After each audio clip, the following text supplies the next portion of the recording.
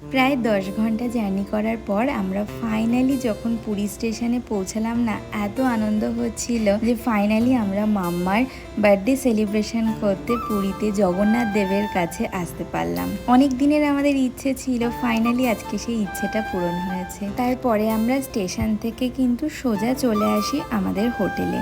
আর station থেকে আমাদের হোটেলে আসতে প্রায় 10 মিনিট মতো টাইম লেগেছিল। স্টেশন থেকে কিন্তু একদমই কাছে। জানো তো এখন বেজে গেছে প্রায় 12:30। আজকে কিন্তু অনেক লেট হয়ে গেছে। যেখানে আমাদের প্রায় 5:30টার মধ্যে চলে আসার কথা, সেখানে কিন্তু আমাদের হোটেলে পৌঁছতে 12:30 বেজে গেছে। হোটেলে এসে জানতে পারলাম আমরা যেই রুমটা বুক করেছিলাম সেটা কিন্তু এখনো খালি হয়নি। তার জন্য আমাদের প্রথমে অন্য একটা রুম দেওয়া হয়েছিল, সেখানে কিছুক্ষণ রেস্ট নেওয়ার কিছুক্ষণের মধ্যেই আমাদের রুমটা আমাদের দিয়ে দেওয়া হয়। আর জানো তো রুমটা না খুব সুন্দর ছিল। বেস্ট পার্ট ছিল এই বেডের পাশে যেই বড় জানলাটা আছে, সেখান থেকে কিন্তু পুরো সমুদ্রের ভিউটা পাওয়া যায়। এত সুন্দর লাগছিল, এত ভালো লাগছিল। তার সাথে কিন্তু রয়েছে বিশাল বড় একটা বেলকনি, ওটা থেকেও কিন্তু সমুদ্রের খুব সুন্দর ভিউ পাওয়া যায়। এই রুমটার এত সুন্দর ভিউ দেখেই কিন্তু আমরা রুমটা বুক করেছিলাম। তারপরে রুমে এসে 3 জন মিলে ফ্রেশ হয়ে মামাকেও কিন্তু খুব সুন্দর করে রেডি করিয়ে দিয়েছিলাম। এখন আমরা যাচ্ছি সমুদ্র দেখতে। রুমে এসে আর মন চাইছিল না বসে থাকতে, তার জন্য তাড়াতাড়ি করে ফ্রেশ হয়ে 3 জন মিলে বেরিয়ে পড়লাম সমুদ্র দেখবো বলে। আর মাম্মাকে দেখেছো, মাম্মা কত এক্সাইটেড প্রথমবার সমুদ্র দেখার জন্য। মাম্মা কিন্তু এবার ফার্স্ট টাইম সমুদ্র দেখবে।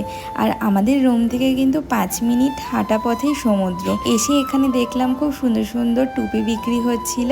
এখান থেকে আমার জন্য একটা আর মাম্মার জন্য একটা টুপি কিনে নিলাম। আর জানো তো সমুদ্রে এসে যদি এই টুপিগুলো না কেনা হয় তাহলে যেন মনেই হয় না যে সমুদ্রে ঘুরতে এসেছি। এই দোকানটা থেকে আর 2 মিনিট হেঁটে গেলেই সমুদ্র ছিল, কিন্তু জানো তো এখন আর গেলাম না, কারণ বেজে গেছে প্রায় 1:30। ওখান থেকে টুপি কিনে নিয়ে এখন যাচ্ছি আমরা হোটেলে।